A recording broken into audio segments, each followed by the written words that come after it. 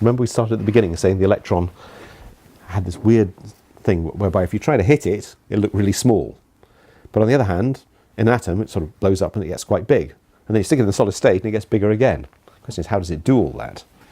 Well, we've now got enough tools to explain it. We can now do the whole thing. First of all, why does it look small when you try and hit it? If you try and hit that thing with another one of these things, we had another one coming in, the way that that scattering takes place is by an exchange photon in quantum electrodynamics.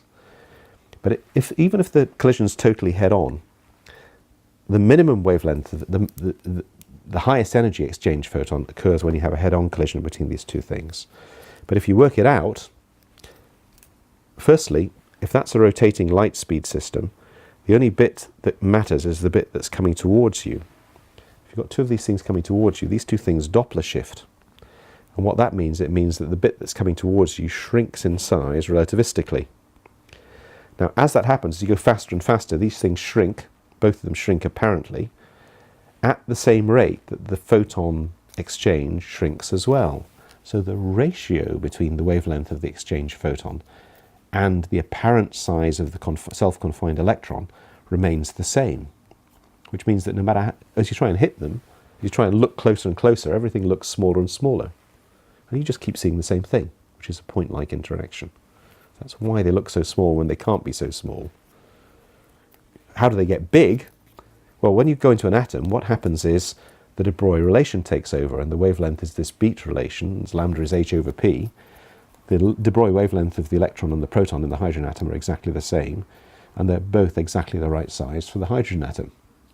So that's what happens. The whole thing blows up, they share each other's pivot, and you end up with a much larger electroproton. And that electroproton is neither wholly electron nor wholly proton, although it's composed of both.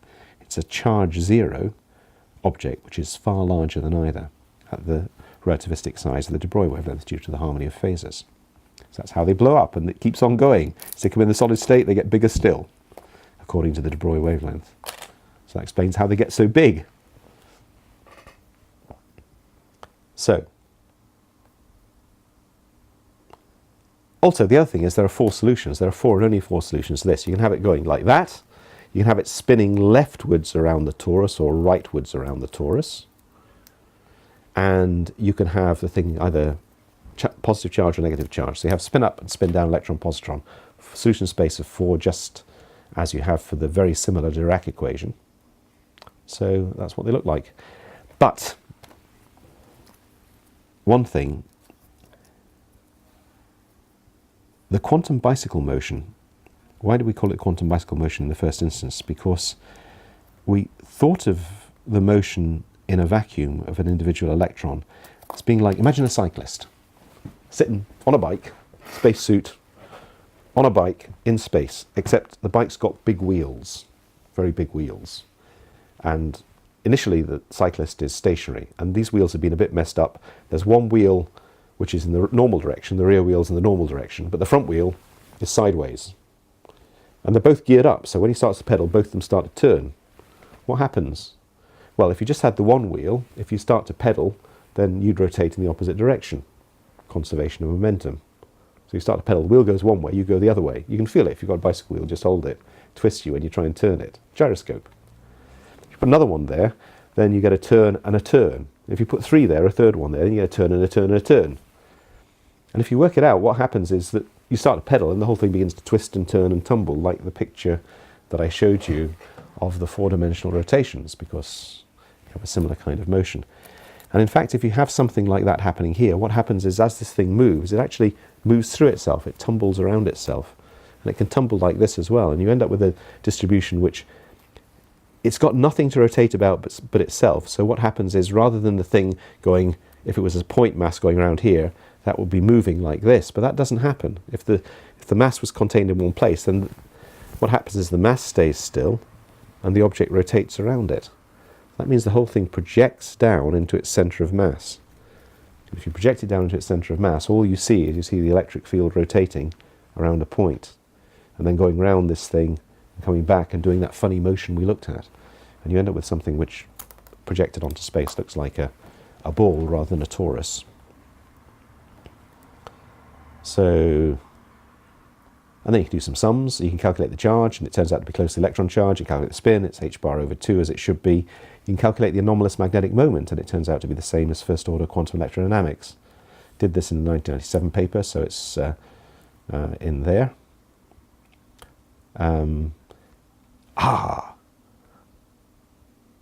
One of the other things is that spin projection works. You've got this twisting, turning, tumbling thing. Imagine you try and measure its spin. One of the big mysteries, and I never got this, and I don't think anybody else ever did either, if you try and measure the spin of a quantized object, if I had an electron in front of me and I try and measure the spin about this axis, it's always either along that axis or along the opposite axis. If I try and measure it on another axis, it's always along that axis. Whichever way you try and measure it, it always only appears along the axis you try and measure. This is not so much the quantum bicycle as the quantum cat.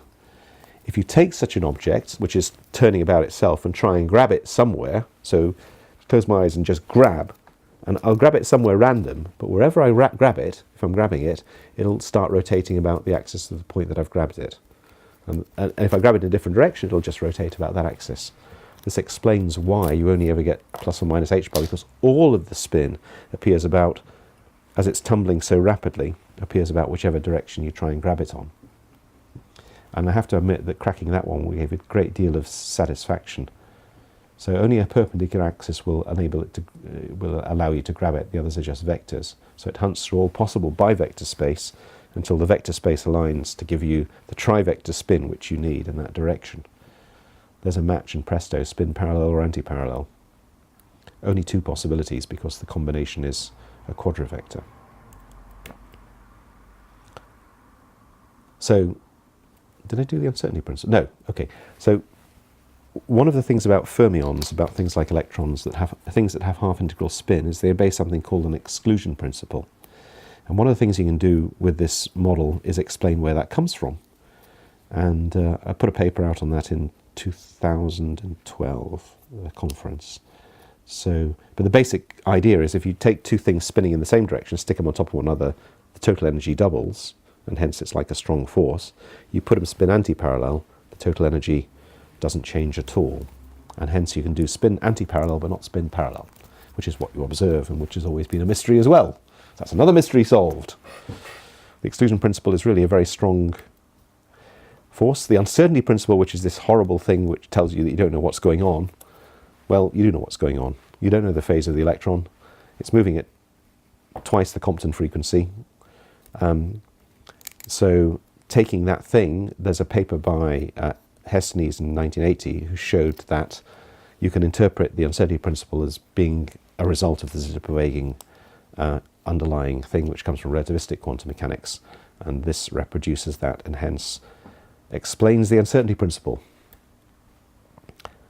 Another thing is quantum collapse. You have this weird thing whereby if you ever look for a quantum particle, you find it where you look. But in between it's waving, it's all extended. But whenever you look, it's always at a particular point. How the hell does that work? Well, here's how it works.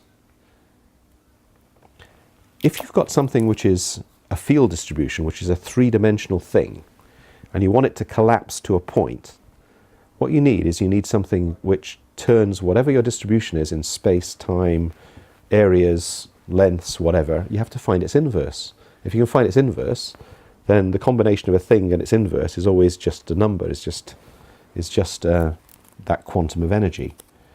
And it turns out that if you take something which is, this is a slice through a spherical distribution, just a bunch of circles, and you take its inverse, so imagine this is the electric field coming out just here, and you take its inverse, so what I mean by inversion, I invert it in the radius of curvature just here, so any point inside I replace with a point in the same direction, which is 1 over that length, and I get this distribution here. Now look at it.